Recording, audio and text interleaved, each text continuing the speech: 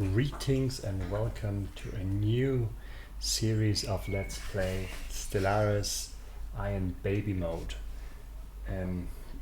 The term Iron Baby Mode, what do I mean with that? I'm going to play a game of Stellaris in the Iron Man mode. That is nothing too spectacular. The additional difficulty level that I'm using is given by the fact that there is a small child here. The little one has eaten and has played and is now either chilling out or playing a little bit more by himself or trying to fall asleep. Either way, I am talking, so has to calm him down a little bit. He doesn't quite understand that I'm talking about video game. Doesn't matter what I'm talking about, as long as he can hear my voice, and I'm going to play a little bit with him while I'm playing Stellaris, at least whenever he feels like being not entertained enough. So I'm constantly looking with one eye to the child while the game is happening. Right. So what is now he's looking at me, of course. Now I'm start talking again. What is the theme of this game of Stellaris? Well, Stellaris is made by Paradox, and Paradox has the weird habit of bringing out a game and then adding DLCs over the course of years and introduce changes that massively impact the style of game you're playing. And Stellaris is probably one of the games that underwent the biggest changes in regard of UI and overall gameplay from the beginning until now. So one reason I'm doing this is to give you short introduction in how to play Stellaris at the time of recording. If you watch this video, I think 2 weeks later, it's probably already worthless. So try to catch these videos the moment I upload them. Otherwise, there's probably a new DLC out there and nothing is going to work the way I'm doing it. And the small one is gone for me. These short breaks, of course, will happen every now and then. I will pause the game then as I pause the recording. So you won't miss anything while I have to change diapers or whatever is currently necessary. Right, so this is going to be a short introduction into gameplay and how to get a game started, because setting up a game can be a little bit intimidating. Getting through these initial mechanics that you need to learn in order to not be murdered by the first alien species you meet. But also, there's a new Paradox game coming out fairly soon that will use the same engine as Stellaris, but in basically the same game idea, 4X science fiction game, but in the Star Trek universe. Lots of the mechanics that are already in Stellaris will be in that game. I'm 110% sure. You just need to look at some of the stuff that came up recently. Basically, Stellaris now is the unofficial early access beta of Star Trek Infinite. I think the last DLC, time of recording, introduced stealth technology, so Romulans and Klingons can do their thing.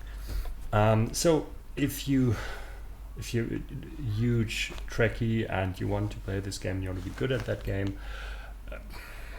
you could conceivably start checking out Stellaris, get a hang on some of the mechanics that will be present in that game. So for that reason, I have custom created a species that resembles a species that might end up, or will definitely end up, in the Star Trek Infinite game, even though I'm not sure if it's going to be a player faction or maybe more like a threat to all the factions. It also helps because the faction, the Bark Collective, as you can see, is simplifies the game a little bit, because it gets rid of one game mechanic, well, 2 or 3 game mechanics actually, that you would also face depending on what species you create. So this is kind of an easy mode to get a start in Stellaris. I might, depending on how fast we are going through this game, might make another video series where I play a more complex species, maybe. And last but not least, this build that I'm using, or like one important aspect of this species, used to be massively OP a while ago, though. There have been plenty of changes to the game since, but I still kind of want to see if the Bark Collective is still massively OP and easy mode for a different reason. So when you start a game, let's go one step back, well, 2 steps back. Then one of the first things the game asks you is which species you want to play. There are a bunch of species that you will have straight away, but you can create your own species with the create new button. You might also notice that there is a bunch of weird icons on the right hand side and a bunch of ticks. This means I'm using basically every DLC that came out. There are way too many DLCs. Which one do you need? Which ones do you need? There are plenty of people out there discussing this, and opinions differ. The consensus in the community is that you definitely want to have the Utopia DLC. The Utopia DLC is just adding a whole bunch of mechanics that are useful for very different game styles, and it's just oh, I can actually check it out.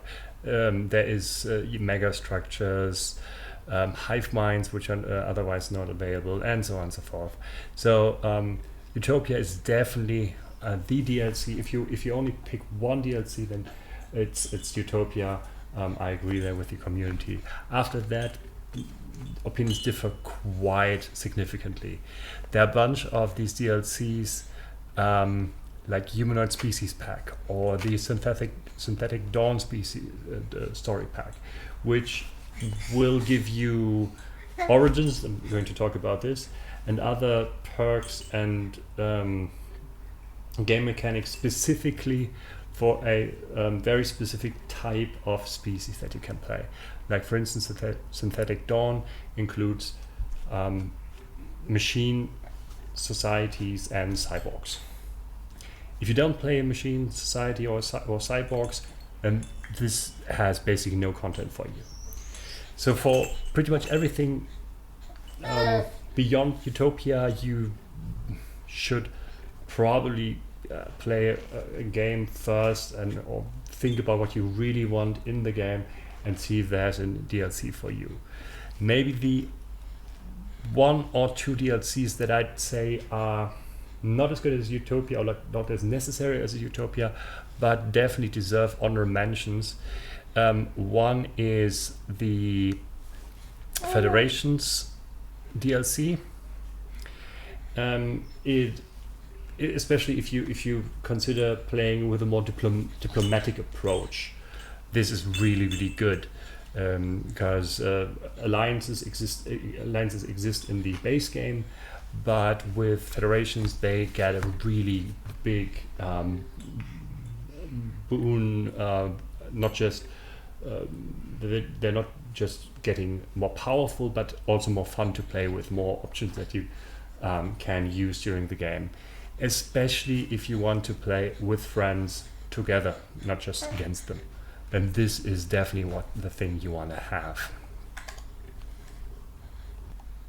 The other 2-3 DLCs that also that would also range below federations, but still noticeable enough.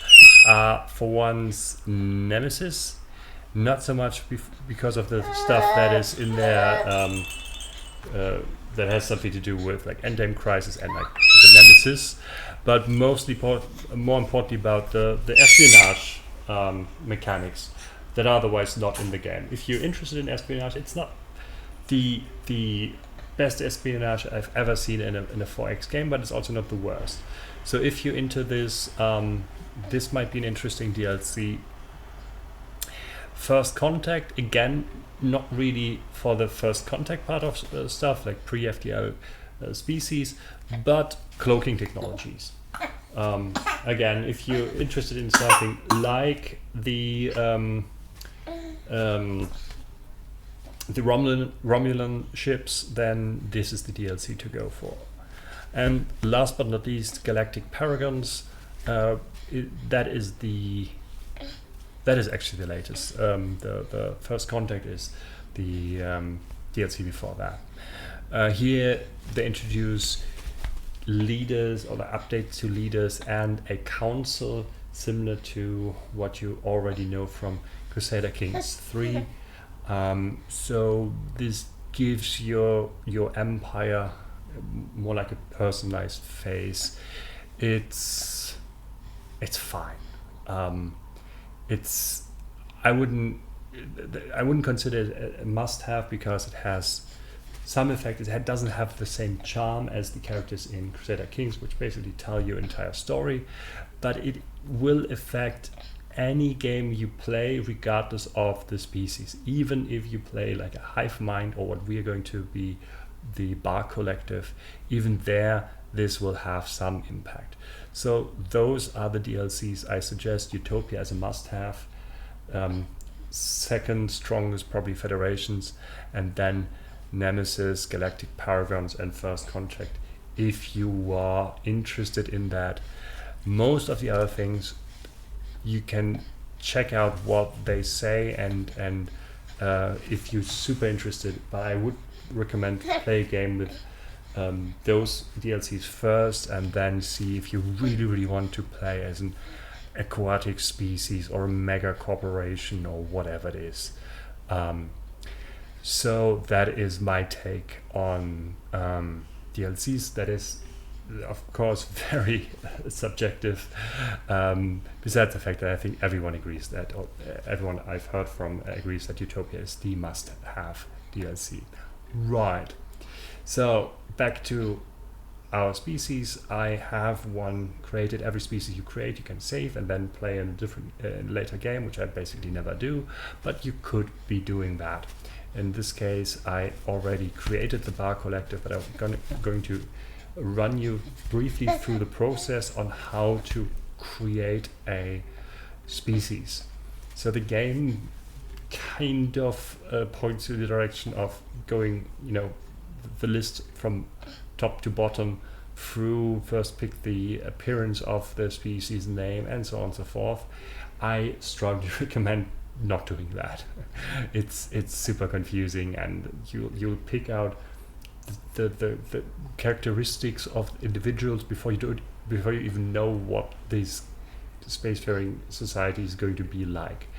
The best way, in my opinion, to go upon creating a species is to start at origins. Origins give you a background and modifier to the generic start setup of the game, that is most likely going to be very impactful, at least at the early stages of the game, and they give you already a little bit of a narrative and some cool background to work off. If you play only the base game, I think there are only like 3 origins, so it's not even very difficult to choose from them. Like, this is the full set from pretty much all DLCs. It's a little bit more to read through, but as I said, if you don't buy all DLCs to begin with, which I wouldn't recommend, it's relatively easy to get an idea what's going on, even though if some of the explanation here is utter gibberish to someone who's never played the game before. But you know, the flavor text also gives you an idea at least on what it entails. Once you picked an origin, you should probably go to government and ethics. Again, this is something that most of the terms you might not quite understand in detail, but again, there is some flavor text, and some of the things are fairly straightforward, like ship fire rate. Okay, yeah, if my ships fire more often, then they probably do more damage, right? Or research speed, that is probably making my research go faster. So what you need to do here is pick ethics, the government style, and civics. I would again recommend going backwards. Check out the civics first. They give you very often, again, a strong modifier to your early game.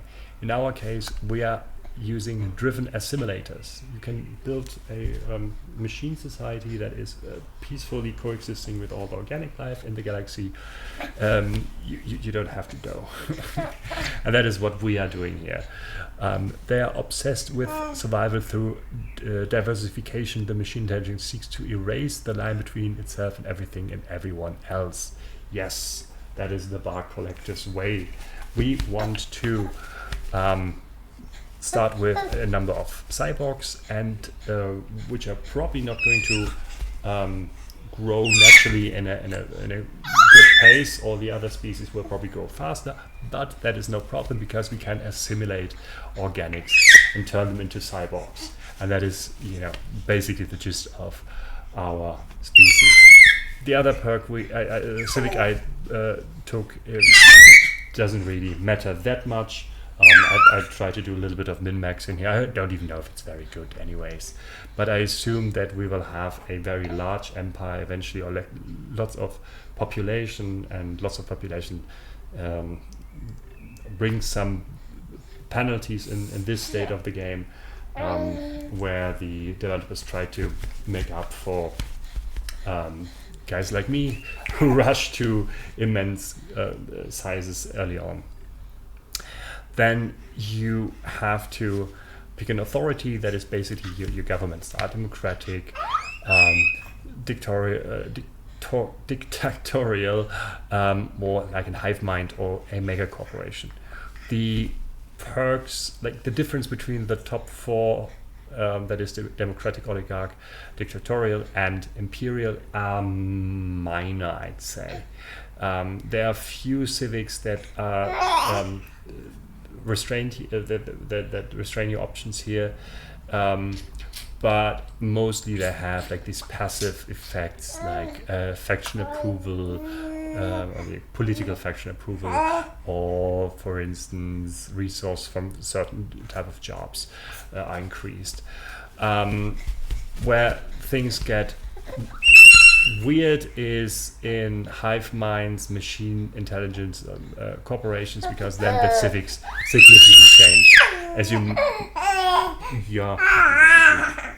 As you might imagine, driven assimilators don't work in like a democracy. Like this is something unique to machine intelligences. If, like us, you choose to play as a Gestalt consciousness, you don't have to worry about all the cool icons here. It simplifies the game. Weirdly enough, I would recommend actually for your first game to play as Gestalt conscious. It can be a hive mind or a machine intelligence. As I said, you don't have to be the Zerg or evil assimilators. You can be really nice be a really nice hive mind. And then you don't have to worry about whether you want to be fanatic spiritualist or rather materialist. Obviously, the things opposing each other on this circle cannot be chosen simultaneously. You cannot be a spiritualist and a materialist at the same time. There is probably some social commentary here when you look at televangelists, but yeah, anyways. And you have 3 points that you can invest to get, for instance, 1 fanatic ethic and 1 non-fanatic, all 3 non-fanatic ones. But this is it. If you want easy mode, if you want to be not too overwhelmed, just take the hive mind. It's the easiest, and it's included in Utopia. If you don't have Utopia, then I'm afraid you have to do the whole thing here. Now, with origin and government ethics, you are mostly set. The only main thing now is the only number crunchy thing here is now to pick traits. Traits are adjustments to your species. While this is your government, your background, this is something that is impacts the individuals basically. There are different ones depending on which whether you play as an aquatic or machine species. They have different names. I am usually suggesting going for the thing that gives you research bonus, because it is very easy in your first game to be out-tacked by everyone else, and that is if the species surrounding you have an equivalent technology level or slightly higher than you, that's fine. But if you are still using basic rockets and nuclear fission while they use cosmic energy beams and teleportation, probably it's game over there. So try to keep your research going as well as possible. We're not doing this with this species, obviously, because our main thing is going to be assimilation. You also might notice that I have 2 species. That is a weird quirk of the cyborg species. In this game, we cannot perfectly replicate the equivalent from Star Trek.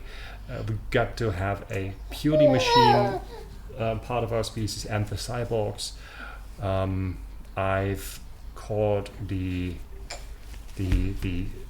machine creatures the Barks and Bark Collective, while the cyborgs are all called drones, to make it easier to distinguish. They have very different looks. I picked the non-machine species that looked as much as cyborgs as possible. So I hope this is going to work out fine.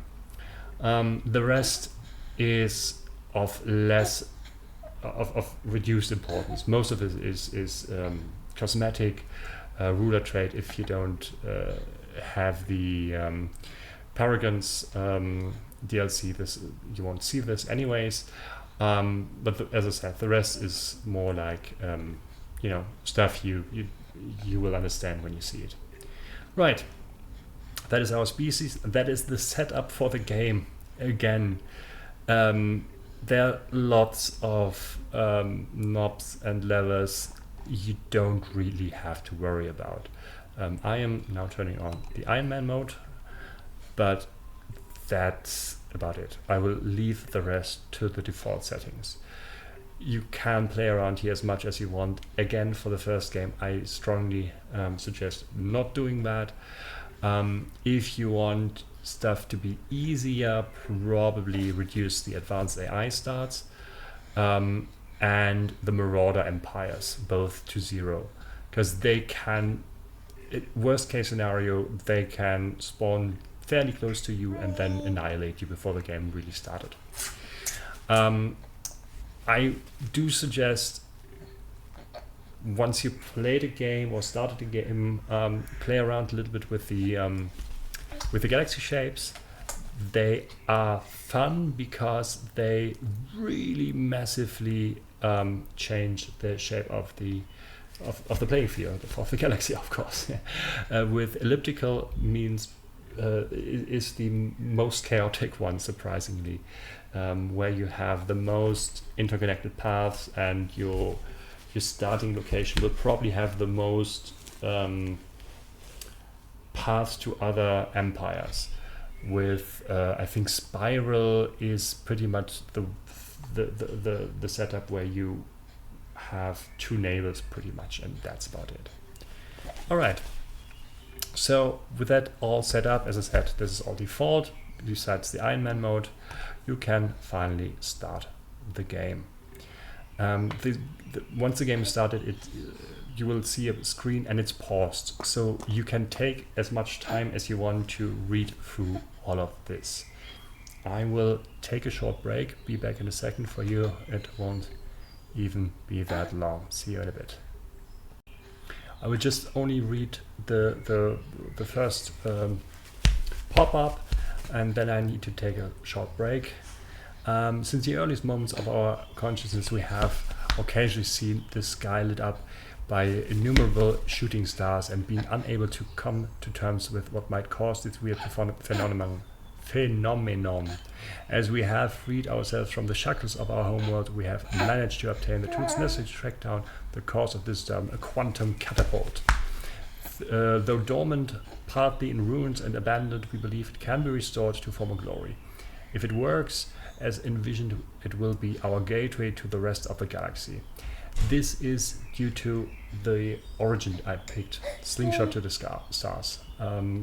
I do not quite know which DLC that is from, unfortunately. But it's not super relevant. I could have picked any other one. I just thought the equivalent to our species in the Star Trek universe, they have, I think they call it a warp nexus, which is probably closer to the gateway technology that also exists in the game. But the Slingshot to the Stars you can use a little bit earlier, and it's just more fun to use than gateways that are interconnected. So I will go through what we can see here and how to use it and how to get the game starting. But first I need to take a short break. Be back in a minute. Now, currently we are seeing our star system in which we start. Down here we can switch over to Galaxy View to see the entire map, which we have to explore, expand to exploit and exterminate everyone we can find in this 4X game. But as for now, we should probably check out our economy, research and all that jazz. Let's start with the research. It's probably the easiest.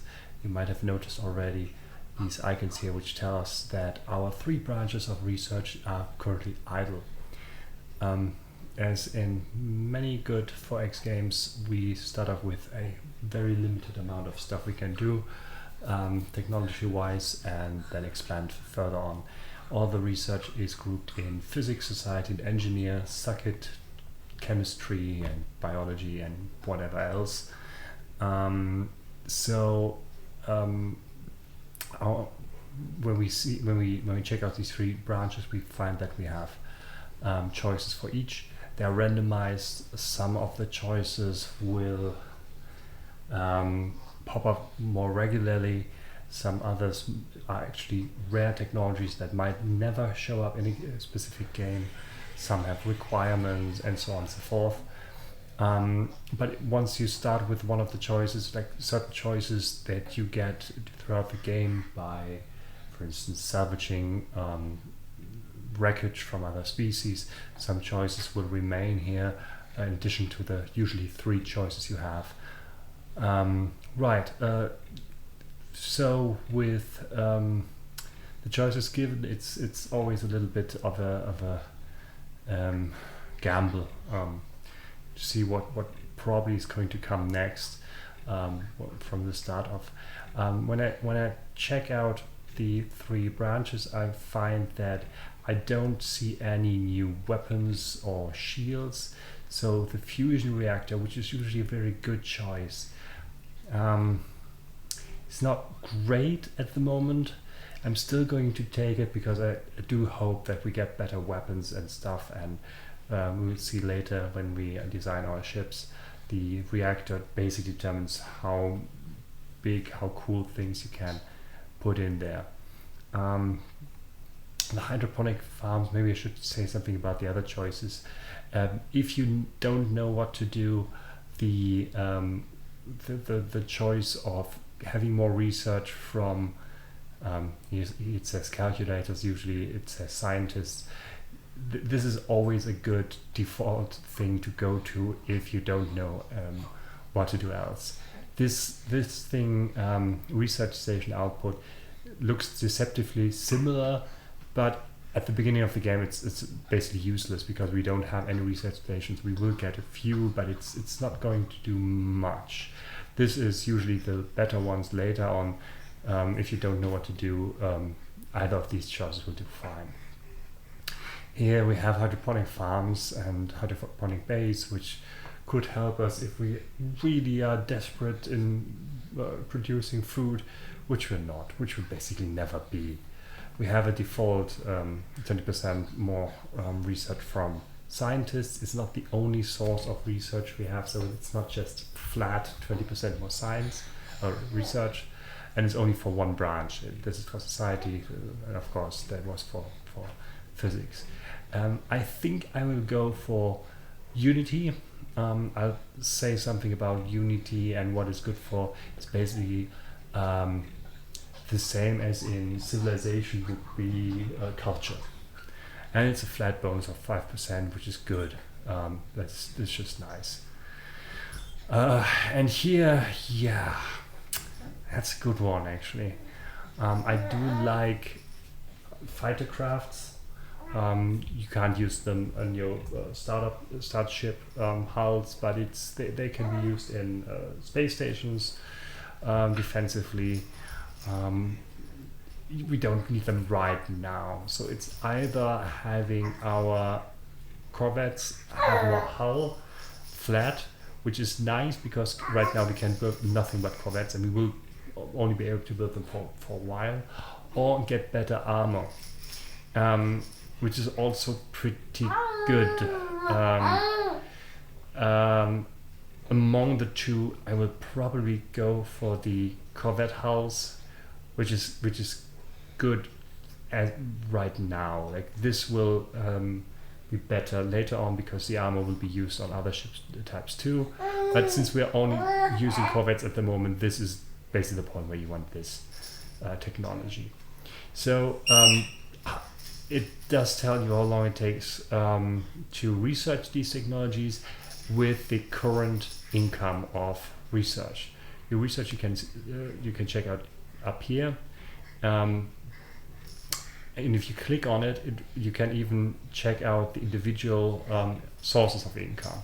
So right now we make 20 physics, 23 society, and 20 engineering, and they are from equal parts the base 10 income you get regardless of what you do, and about 10 from our scientists. So basically 20% more physics research in this case would mean 2 points roughly, because we can get 10 from jobs, and the jobs are calculators or scientists.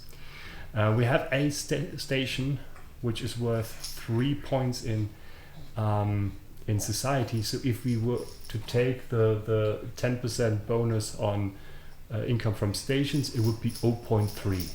So obviously not very useful at the moment, but this number can go up later on in the game as we expand. Stations are those things you can see here in our system view. The numbers underneath some of the astronomical bodies. White numbers mean you could build a station there, and it would grant you, in this case, 2 physics research. This is a mining station which would give us 3 mineral, and the green numbers are the stations that already have been built, like for instance this one here, which gives us 3 points of society research. Now, I already said there are they're called mining stations, I think, even though some of them produce energy. Mining stations can produce minerals or energy. So this brings us to our economy. Our economy is made up from base resources and advanced resources. The base resources are energy, minerals, and food, which you produce out of thin air, basically. And the advanced resources are consumer goods and alloys. We, as a collective of cyborg hive mind drones, don't use consumable goods. Most other species will use them as an upkeep, as an additional upkeep to, for your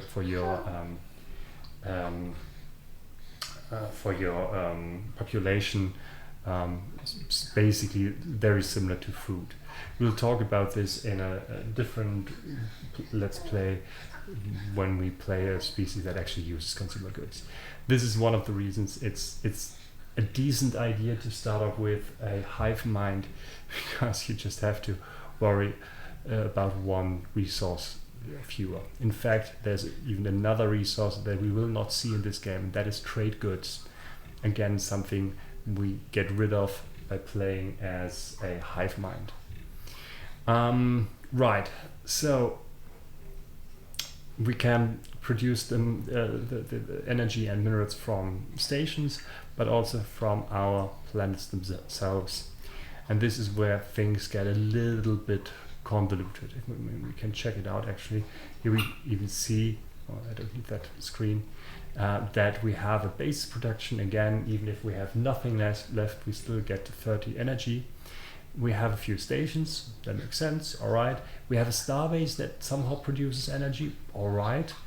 And jobs.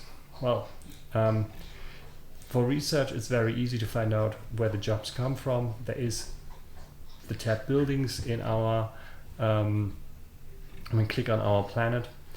And there is one building which is a research lab, and that is where all the scientists work. You can see here the calculator jobs. In other species it would be scientist jobs too in this building, and each of them produces 5 of each research. But on the bottom you see approximate job production. That is 10, 10, 10. So this is what those guys produce. They have an upkeep though. They consume energy when they produce stuff. But where does our energy come from? Our energy jobs, they come from these districts. Those are kind of the meat and the bone of our economy. Each district, let's start with the rightmost one, they produce the base resources. We have an agriculture district for food, mining for minerals, and generator for energy. Easy so far. We have an industrial district which produces alloys. In other societies it would be producing alloys and consumer goods. They use up minerals though. Now the base resources, they will be produced, didn't want to pause the game, will be produced indefinitely. They cost nothing. The advanced resources cost minerals to produce. So we have an upkeep here that we have to keep in mind, at least a little bit. Running out of minerals can be a bit of a bummer.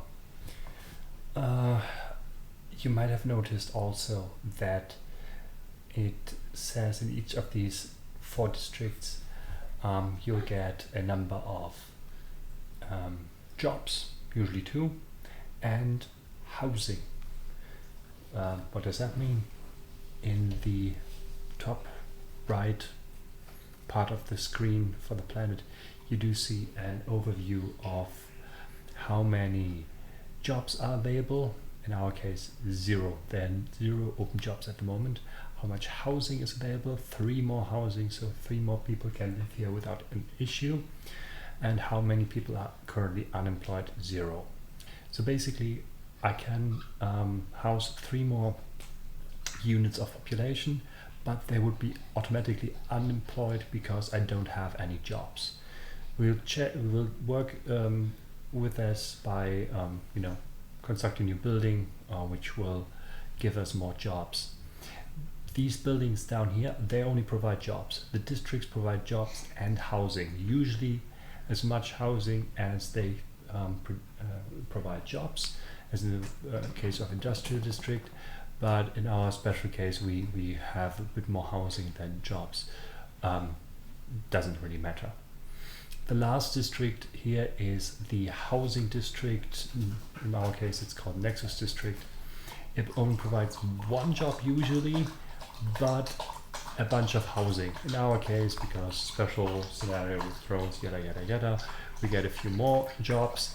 But in any way, we get more housing than jobs, significantly more housing than jobs usually, and more importantly, 1 building slot. You might have noticed that most of these slots are currently locked, only 1 is available. If I want the other ones to unlock, I either construct housing districts or I upgrade the first building on every single planet, the administrative building. But for this, I need technology first. Every planet has this, any colonized planet it is. And it provides a bunch of stuff, a bunch of base resources, and if you upgrade it, it will also give you additional building slots here. Right. Now we are almost done with our main resources. I haven't told you what they do actually. So minerals we already saw are needed to create alloys, but there also are the resources we need for our buildings and for our districts. They also are used for constructing new stations, research or mineral station or mining stations. Food is an upkeep that we have to pay for our population. The more we have, the more we need this. Consumer goods the same, and energy is used for upkeep of several things like ships, for instance. Some buildings use energy for upkeep. We saw our researchers need energy, but also it's our base currency. We can sell resources, like for instance mineral, and we would get, here we could sell minerals and we would get energy that we can use in order to buy more stuff. Now there are more icons here. This one we already know. There are 2 in between. This is probably the easiest one. It's influence. In this game we have just our base income. There will be barely ever more or less. It's usually something around 3, sometimes 4, depending on the faction, like how you build up your race. You need this in order to claim territory during war, and diplomatic contracts with other races also eat up influence, and in the early game you will need influence to claim new territory. If you want to build a starbase in a system that is unclaimed yet, doesn't belong to any faction yet, you can claim that system, but you have to pay some influence. This is probably what is going to restrict your expansion in the very early game. The last resource here, and it's a kind of important one, is unity, equivalent to culture in civilization games. Basically another type of, let's say, research. With unity you unlock traditions. We'll talk about this as soon as we have enough to get our first one, then it's easier to show stuff.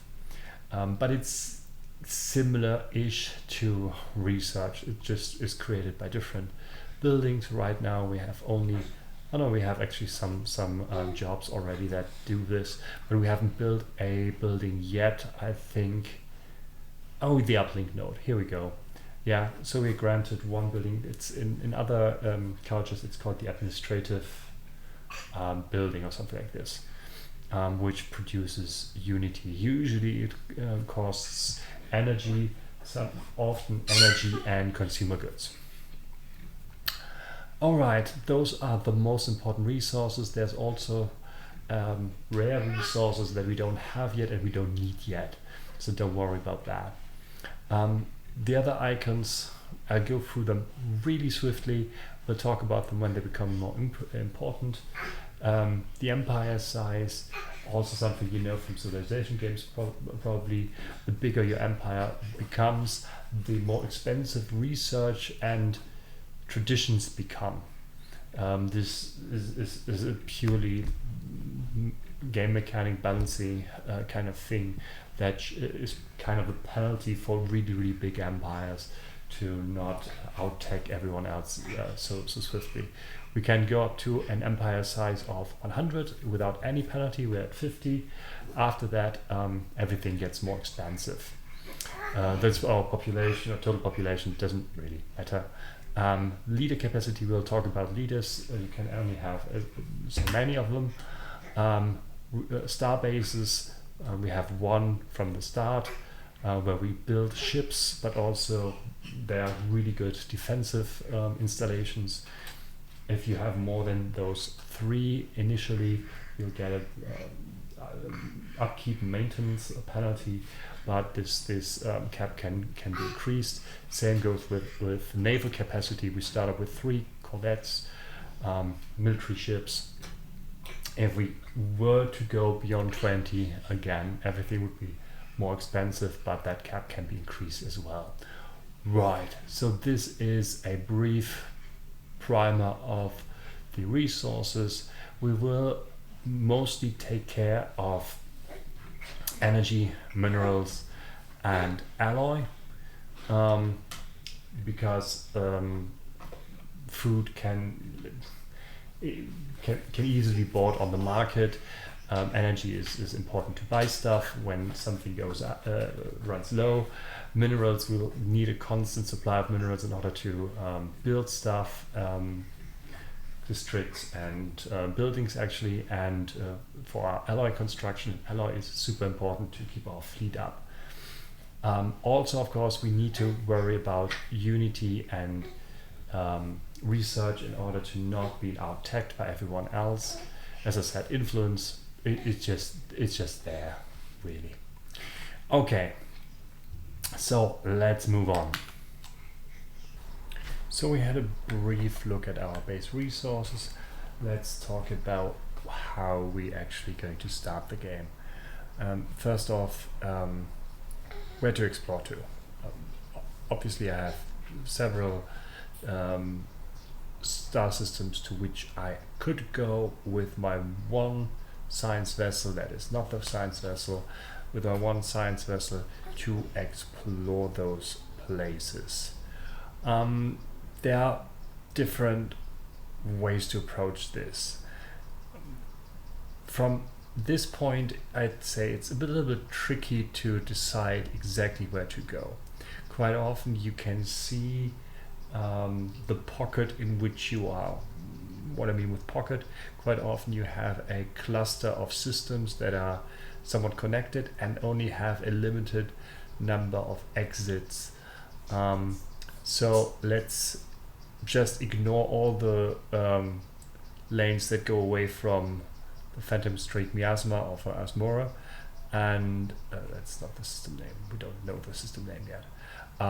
So if we just assumed these systems here had none of these exits, then this would be a pocket with only the exit being this system here, which would mean I would try to rush to that system, get a starbase here and prepare to defend it against my neighbors, and then probably ignore the other systems a little bit more, come back to them once I've secured my border. Right now it's not entirely clear how, if we are in a good pocket or if we have like several exits, There's probably an exit here, there's probably an exit here, and maybe even another one down here, maybe even here. So we might be in a bit of a crossroad, which can be good. That means it's less likely that we get locked in if we only have one exit, and on the other side of that exit there's another empire, especially one that is too strong for us to go to war with. Then we're a bit stuck. If we have lots of exits, that's great, we can expand in all directions. The problem is our borders are difficult to fortify. So let's try, I'd say, to just fly around a bit and see if we can find our cluster. Meaning I'm not going to survey, I'm just moving places. Let's actually move here. Explore means basically fly to a system that has not been explored yet. There is a difference between unknown system, explored system, and surveyed system. The system to be created is explored, which means it has a name. I know a little bit about what's going on here. Oh my goodness. There is a rune quantum. Oh yeah, of course, it's our starting, our origin. Sure. But it's not surveyed yet. We don't know the yields of any of the planets or the bodies, what they actually are. Our ships, any of our ships can go in that system. The unexplored systems are the one we don't know anything about yet, not even a name. Only science vessel can go there. And if I say, explore, it just flies in there, gives the thing a name. We can see the bodies, but not the yield yet. Only if you survey, you get all of the information. But right now, I just need to know like the layout of the systems in the vicinity. There are several things you could do regarding your starting resources and starting situation. I almost always go for another science vessel. Only science vessel can explore and survey systems. So what you do is you go to your shipyard if you want to do the same. Go to the shipyard tab and just order another science vessel. You start with 100 alloys, and that is exactly how much you need. There's little else you can do with your starting alloys. You could build another military ship, which is probably not really useful right away unless you do some very crazy stuff. You will need alloys for expanding, for building space stations in a surveyed system, but until we have an actually surveyed system, enough time has passed, so we probably have the minerals that we need, the alloys, sorry. Right, so what else to do? We have minerals left, and we have planets in our home system that are not being exploited yet with mining station, research station. We could also consider constructing a building. They are a little bit more expensive though. Given that we have no jobs left, this seems like a good idea, but at the same time I'd say we need those minerals. I think if we get them now, then then we'll be faster to be able to construct more stuff. So I'd say let's go for this one planet that has that gives us 3 minerals. Use our construction ship to build a mining station there. You can also do a similar thing by just right-clicking the system and then tell them to build all the mining stations or all the research stations available. But since we're out of minerals to do so, they're all grayed out.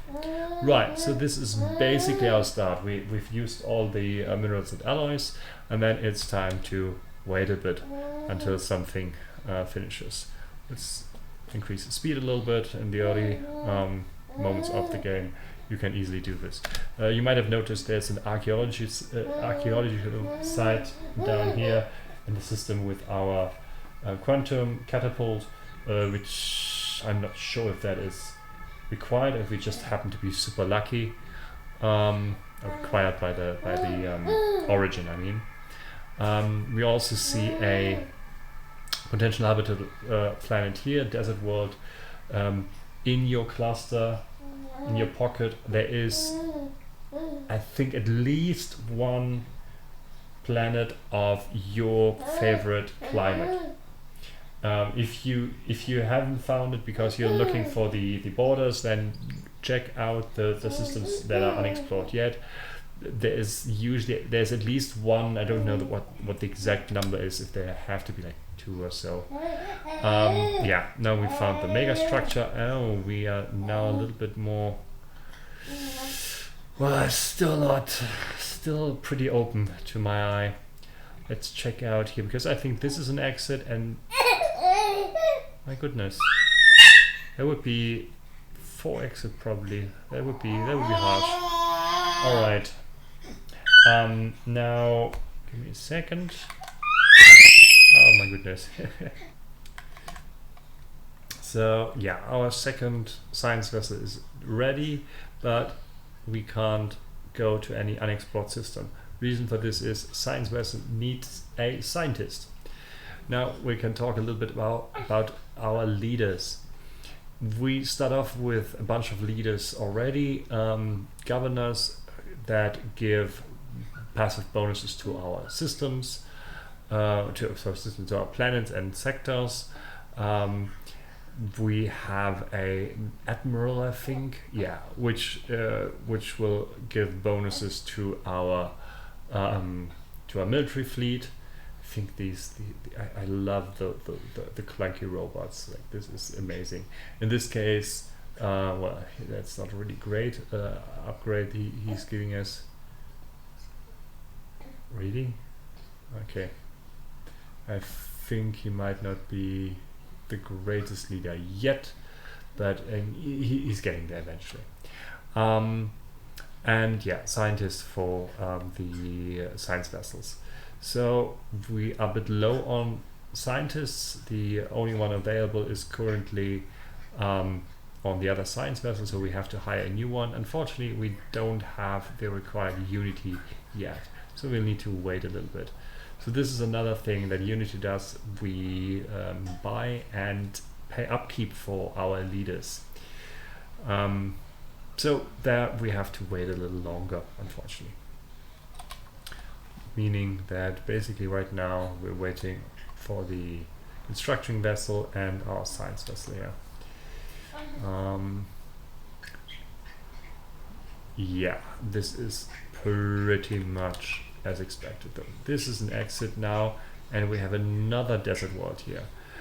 This is a good example for an exit. So you might be inclined to build a space station here in Vistral and be done with it.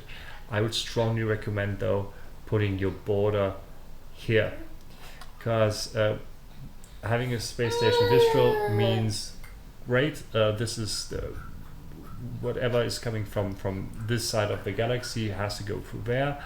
But the thing is, you only have one way to go from here.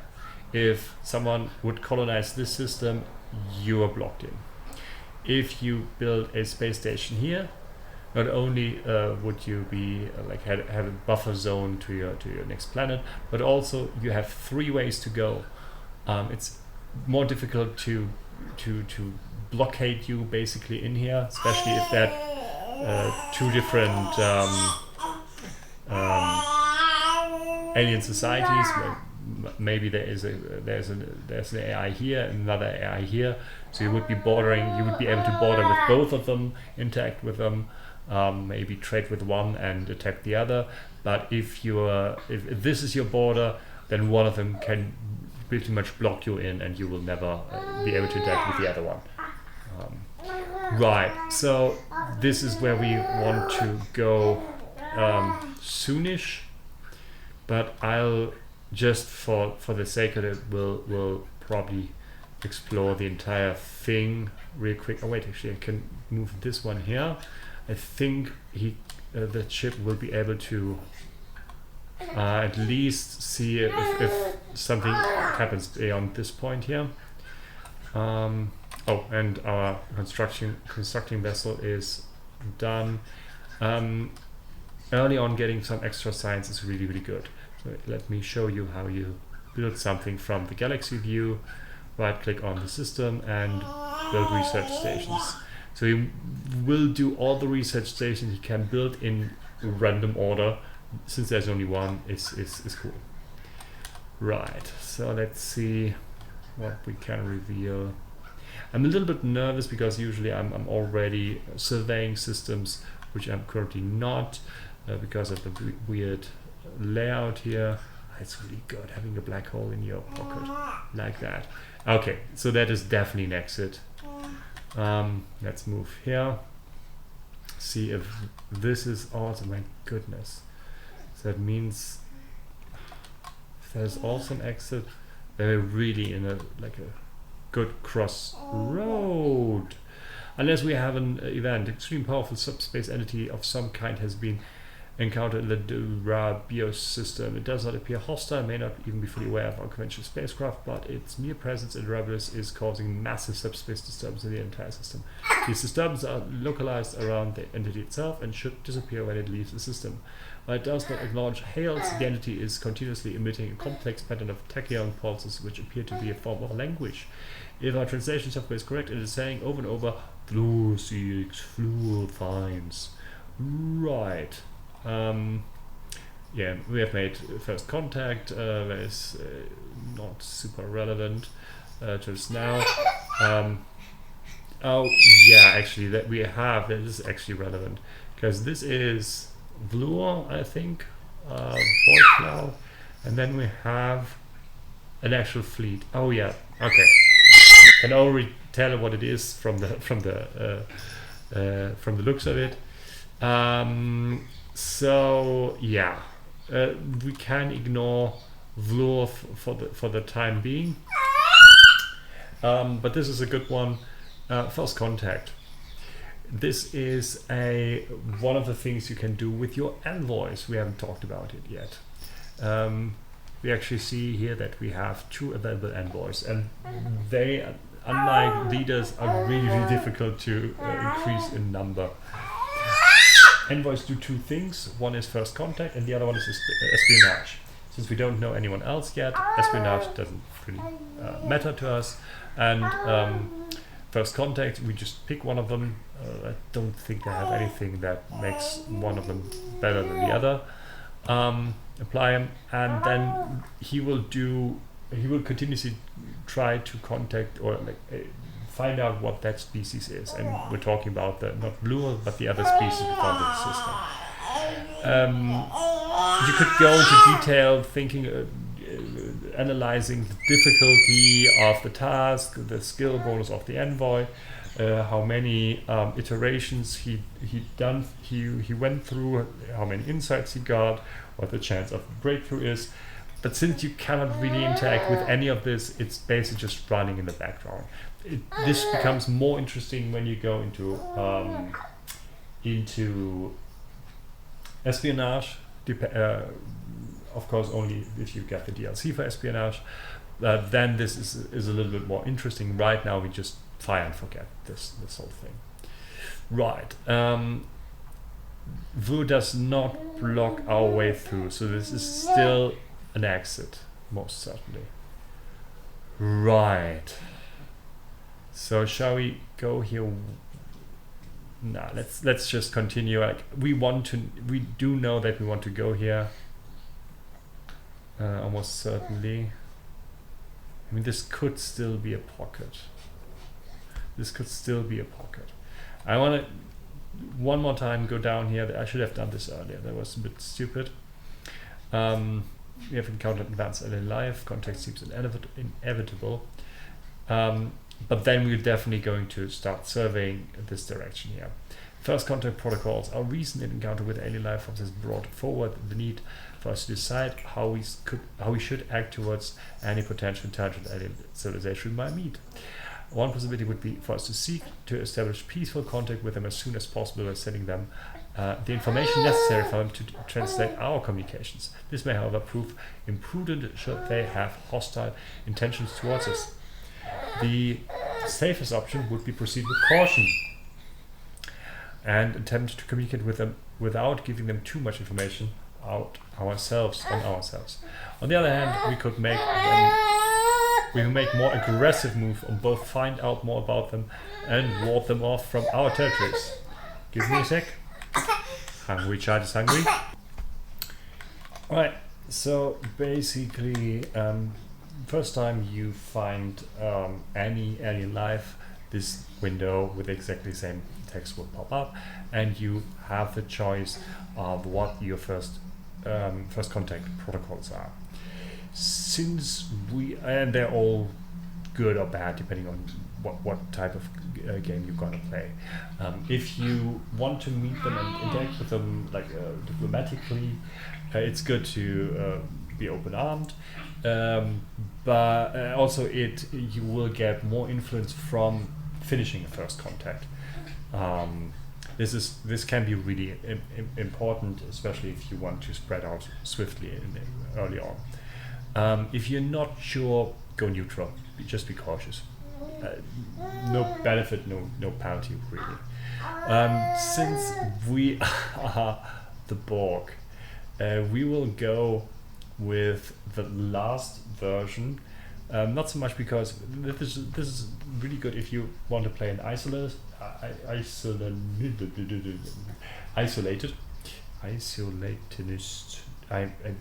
just blank out on this. I'm blanking out on the word.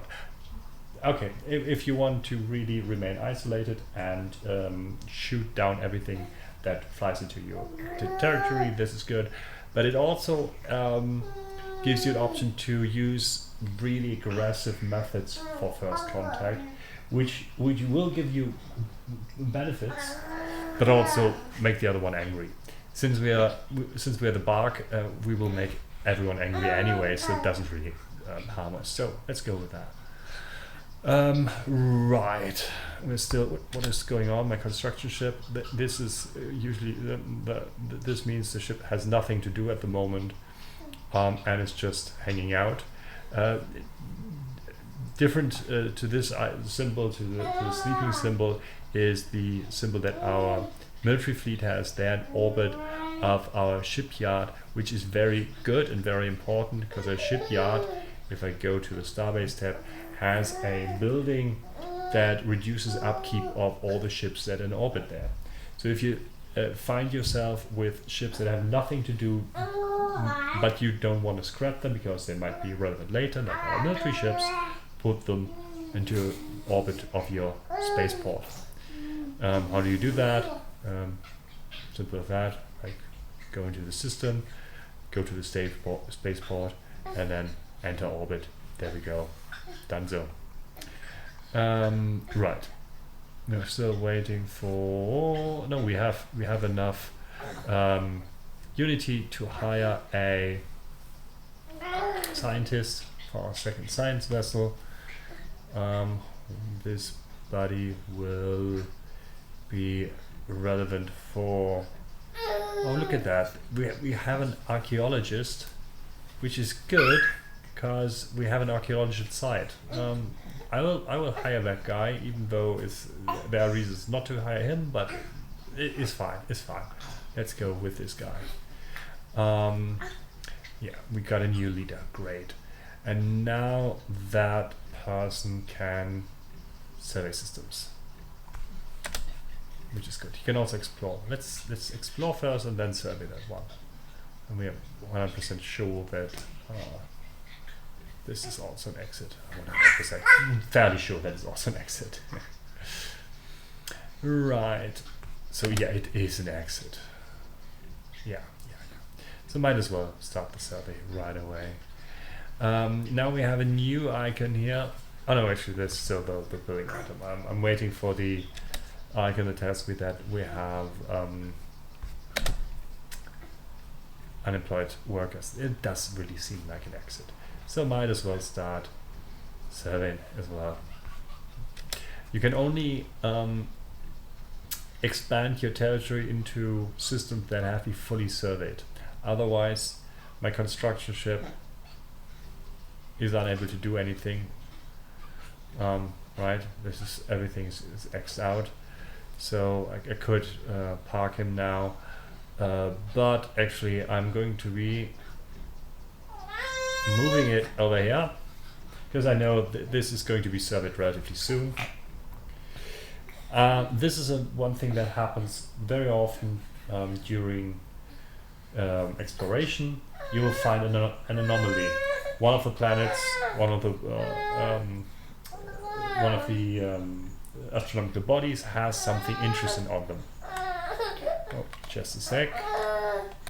I never even explained what survey means. Survey means the science vessel is flying to each and every astrological body to find out what the yield is, what they're good, what exactly they are, if they can be colonized, and if there's any anomaly on them. Anomalies are random events that can be beneficial, can be problematic. Usually you can simply just click research, which means that the science vessel that just found the anomaly is going to attract researchers. Depending on the difficulty, it takes this and that amount of time. You can also send another science vessel or leave it for the time being. If you're in a hurry, you could do that if you want to survey the system as fast as possible, which we're going to do with that one here. So in this case, I'm just 180 days. This is fine. Let's just let him do that. All right. Another new thing. We talked about leaders. We got to know our governors and our scientists. Now let's have a look at our council. You can find the council on the government. Since we are a machine intelligent, this looks a little different than it would do in a non-machine intelligent. The main job of the council is to give passive bonuses. Every council member gives you something depending on what councillor is in there. Since we're machine intelligent, we have these nodes that are not leaders. Only one is actually a leader. So they can get councillor traits which don't help them at their regular job. Like this is a governor. If he wasn't the leader of our council at the moment, he would be leading administrating planets. But he has a trait, logistic programming, which doesn't help him at all as a governor, but only as a councillor. Just a sec. That's okay, I think. Vice versa, there are traits that would only apply to him as a governor, but doesn't help him at all as a councillor. Only the leader is exclusively a councillor, or the other leaders, or the leader of the council, or the other councillors in your council can do two things, being a councillor and whatever they usually are. Right, that is one thing, giving just random passive bonuses. The other thing is agendas. That is where you have actually some choice here in the matter. Agendas. Give me a sec. Agendas are programs that you can give your council to work on, and then once they're finished, to launch them. In our case, we had the infinite opportunities agenda, which gave us amenities +4 while it was being prepared, and now that I launched it, will give us amenities +10 for 10 years. Amenities, something we haven't talked about. It's not super relevant in our society. Amenities are in that border where I explained everything but crime and amenities. Crime's also probably not going to be super relevant in a hive mind. Here it's called divinity. Amenities is another thing that is kind of an upkeep for your population. It's, however, unlike food and consumer goods, this is not empire-wide but planet-wide. Every planet has to take care of their own amenities. If you have too few of these, and that means 0 or less, I think 0 is still okay, but less than 0, your population suffers penalties, production, happiness, and so on and so forth. Happiness, also something that we don't have to deal with, it would be up here. I think it's stability in our case. No, I think that's in addition to stability usually. So all of the upkeep things, if you run out of them, basically means that you produce less. Simplified speaking. So yeah, we have now amenities bonus on all of our planets. That's cool, but didn't really care about this anyways. Now we have to pick a new one. Right now we only have these two available. That one is already launched. As far as we when we research new things, we will also research new agendas that we can use. Right now we can get something that increased unity, which is always good, or something that helps us with our leaders. Maximum negative traits -2. Basically we can get rid of negative traits of our leaders. Whenever they level up, they get new skills, but they can also acquire negative traits. Right now we don't have any, so it's fine. Let's just go with unity. The more the better here. Right. So this is the anomaly again. Right click on stuff to get rid of it. So other than that, not much happening right now. I think we have some alloys left over that we don't need. We will need some alloys to build a space station here, but I don't want the rest to go for waste. So let's improve our military a little bit. The easiest way and the most comfortable way to do this is using the fleet builder.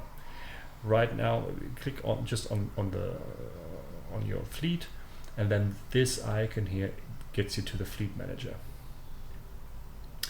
Here you can see an overlook of all the fleets. We only have one at the moment. When you click on the fleet, you will get all the ships that are in there. Right now we only have one ship design, which we can see under ship design. This Corvette here, which uses Mars drivers and nuclear missiles. Why? It's a bad design. Anyway. And if we want to build more, this is the number that we can set up. Right now we have 3 ships in there. Let's say I want one more. It immediately tells you that one fleet needs to be reinforced with one ship for 100 minerals. And you can do this either by clicking this button, which would reinforce all of your fleets, or this one, which would reinforce this specific fleet. And then you're basically done. The ships will be built in the nearest space station that has a shipyard, and then automatically fly over to that fleet. You don't have to micromanage all the shipbuilding here, which is nice. Sometimes it might be useful to do the micromanagement, but for us now it's just very convenient to not have to deal with this. All right. So I'm waiting for the survey to be done here. 2 more planets in this system and a bunch more because we went for the anomaly here. Also, let's have a look at our planet. As I said, we are about to have an unemployed person. That would unheard of thing, so let's get rid of that. Few things we could do in a non-hive mind situation. I would usually go for holo theater as one of the first things. We don't really have holo theaters here because your amenities usually is a bit low at the get-go. For us, we could go for extra unity or extra research, I'd say. When I remember the duration of the research we did, I think we're a bit low on research. Let's go here. Yeah, I think that's all we want to do at the moment. Right. So this event, unfortunately, they don't specify this in a very clear way. But if you click on this icon, it would bring you to the relevant system, which is the Typicide system. So I happen to know that this is the outcome of our anomaly. The mummified remains of a single individual belonging to a previously unknown mammalian species have been found drifting in high orbit over Typicide 7. The being is dressed in what appears to be a flight suit complete with a helmet and maybe a fighter pilot that ejected in some ancient battle only to be forgotten and left behind. Our study of the corpse has provided some interesting data. So we get 313 society research from this. That is all. And now our science vessel is going back to doing the survey. As I said, now something happened in the first contact. Long-range scanners have picked up readings on the Durabio system that could best be described as giant heat blobs. Sorry, it's worth investigating. And as you can see, there's literally nothing we can do here. Like we just click on make it so, and our envoy is continuing doing stuff. Like we just get regular updates, but it's nothing we can interact with usually. Since we picked the aggressive stance to first contact, there might be something to be done every now and then. You might have noticed that this icon turned from yellow to green. It is a desert world, so it's our preferable climate. That's why it's green. It used to be yellow because the planet was not surveyed yet. It was explored. We knew that there was a desert world, but no science vessel has ever actually checked it out. So only now we would be able to colonize it once we have established a starbase in this system. Let's head on forward until we can actually build a starbase. Oh yeah, we're not quite done yet.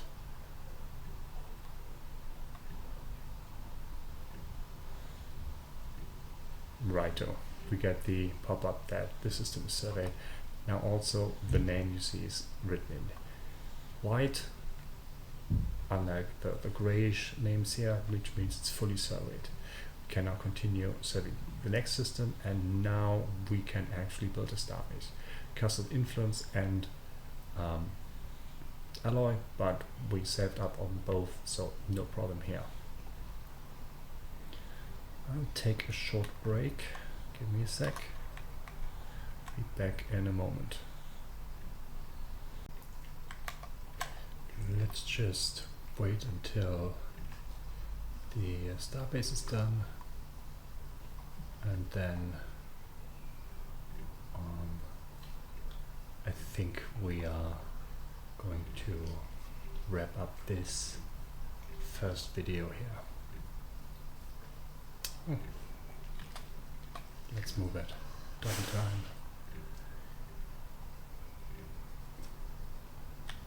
Yeah. This is, for us, this is a good starting point since we are going to be very aggressive. If you are more on the defensive and you're not going to value military very much, then this would be daunting, to say the least. Alright, we finished our first starbase outside of our home system. We can now colonize this planet, build new stations here. We also got a tradition. This is the construction, and we have a leader level up. So I think this is something we will look at in the next video. Yeah, thank you very much for watching, and see you again in the next episode. Have a good day. Bye.